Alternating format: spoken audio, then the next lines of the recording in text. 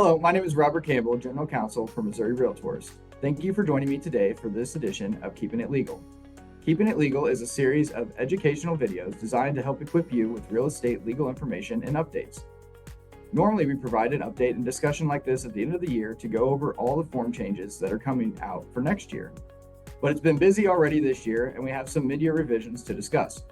As we've mentioned previously, the Residential Forms Committee was already working on updates to several forms, including the brokerage service agreements for end-of-the-year release, but with NAR announcing that it will implement practice changes August 17, 2024, we opted to speed up our time frame a bit for an earlier release. We made several changes to all of our brokerage services agreements, sale contract, and even created a new form in an effort to comply with the terms of NAR's proposed settlement, and to provide our members and their clients and customers with agreements that provide enhanced choice and clarity. So with that, let's jump right in. First up are the revisions to MSC 1080, the buyer's exclusive agency contract. We started by reformatting this form and adding additional spacing to make it easier to read and understand.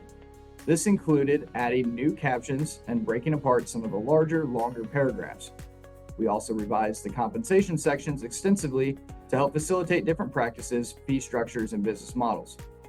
We had already added language last year regarding the negotiability of compensation, so the only required term from the settlement we needed to add was language prohibiting buyer's broker from accepting compensation in an amount greater than what is agreed to in the agency contract. Next is RES 1010. Like MSC 1080, we reformatted the form to increase clarity and provide more options. The compensation sections were revised to look and feel similar to those in the buyer's agreements. Section 2, cooperation and share compensation, was reformatted to make clear the difference between cooperation and compensation with other brokers. In addition, a new seller's concession section was also added to indicate whether owner gives broker the authority to advertise the availability of seller concessions. The Missouri Realtor sale contracts have had seller concessions in them for a while, and this addition to the listing contract helps facilitate the practice of offering concessions without having to write custom language and special agreements providing said authorization. Further, consistent with the change to RES 2000 last year, the language regarding transfer of utilities to a buyer if the property is vacant was removed.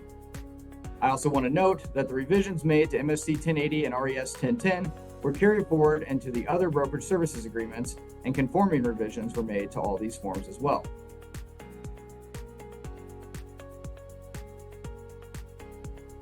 Then, of course, we have RES 2000, our residential sale contract.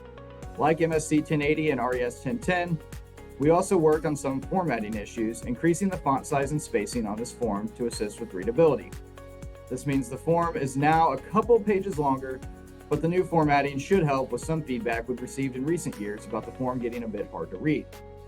In addition to these formatting changes, we moved the purchase price, earnest money section, and closing section up from sections 3 and 4 to sections 2 and 3, and moved the inclusions/exclusions section from section 2 down to section 4.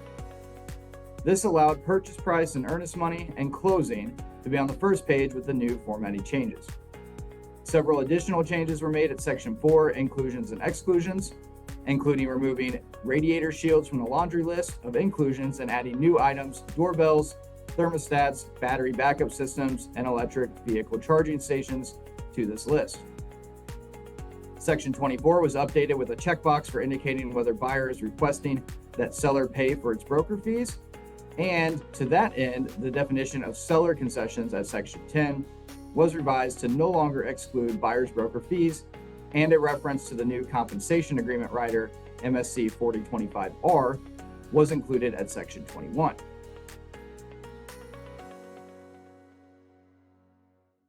Speaking of the new compensation agreement rider, this new form was created to assist parties to a real estate transaction with the negotiation of broker compensation. This form allows for a couple of different options.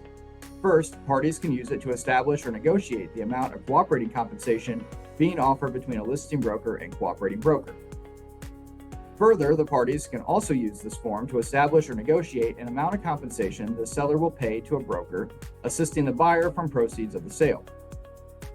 In some situations, the parties may wish to do both, and this form may either be used as part of an offer-counteroffer or at any time during the transaction as needed, as the parties may desire.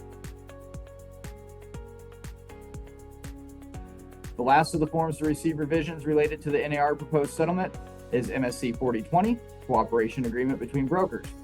This is a long-standing form that brokers can use to establish cooperating compensation for a particular property prior to an offer being submitted.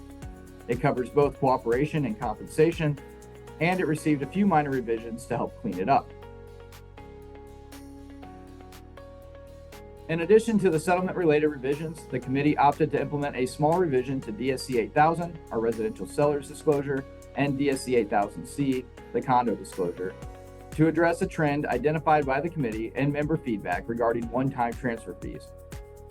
A new question was added at Section 14 of DSC 8000 and Section 2E of DSC 8000C, requesting seller to provide any information related to these fees. Finally, last but not least, the Commercial Forms Committee took advantage of this mid-year's forms release and is implementing 3 brand new forms.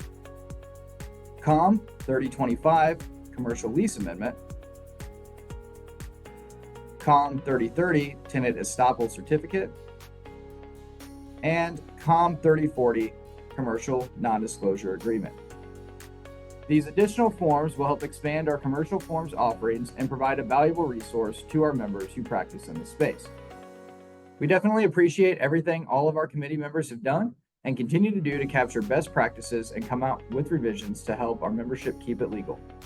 Your Missouri Realtors Risk Management team will also continue to provide more information and resources related to these and any other changes, including continued updates to our forms instruction manuals. For now, this concludes this edition of Keeping It Legal. I'm your host, Robert Campbell. Thanks for watching. And remember, if you have a legal question, just give us a call on Legal Line for free legal information. It's a service for Missouri Realtors, and we are here as a resource to help you.